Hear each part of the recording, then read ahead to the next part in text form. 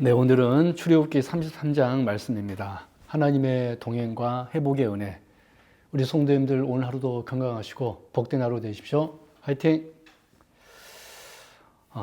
사랑하는 성도 여러분, 출애굽기 32장의 소리는 이스라엘이 금송아지를 만들고 하나님을 배반하는 충격적인 사건을 보았습니다.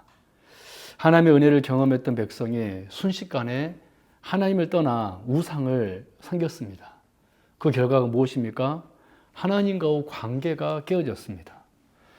출애굽기 33장은 바로 그 이후의 이야기입니다.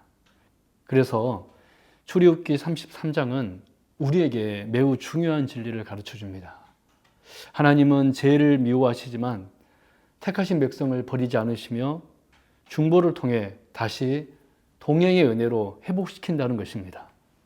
이 말씀을 세 가지로 살펴보도록 하겠습니다.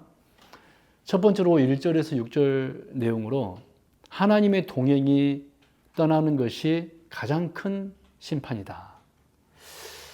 하나님은 이스라엘에게 약속의 땅으로 올라가라고 말씀하십니다. 그러나 동시에 이렇게 선언하십니다. 나는 너희와 함께 올라가지 아니하리니. 여러분, 이 말씀은 매우 충격적인 말씀입니다. 가나안 땅은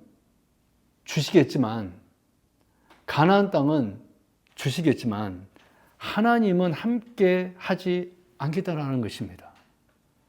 겉으로 보면 여전히 복을 받는 것처럼 보입니다. 그러나 실제로는 가장 큰 심판입니다. 왜 그렇습니까?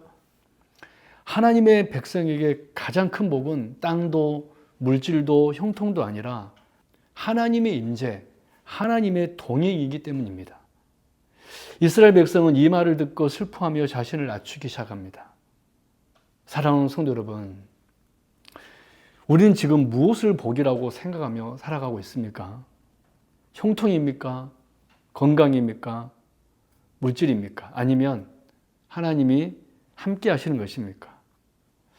하나님 없이 잘 되는 삶은 결코 복이 아닙니다. 하나님과 함께하는 삶이 참된 복입니다. 두 번째로 7절에 17절 내용으로 하나님의 동행을 구하는 기도가 회복의 시작입니다.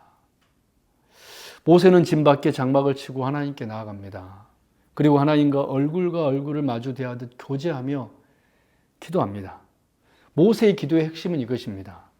주께서 친히 가지 아니하시려거든 우리를 이곳에서 올려보내지 마옵소서. 이 기도는 매우 중요합니다. 모세는 가나안 땅보다 하나님의 임재를 더 중요하게 여겼습니다. 그리고 그때 하나님은 그 기도를 들으시고 응답하십니다. 내가 친히 가리라. 내가 너를 쉬게 하리라. 이것이 회복입니다. 죄로 인해 끊어진 관계가 다시 모세의 중보의 기도로 이어진 것입니다. 사랑하는 성도 여러분, 우리는 하나님과 관계를 회복하기 위해 얼마나 간절히 기도하고 있습니까?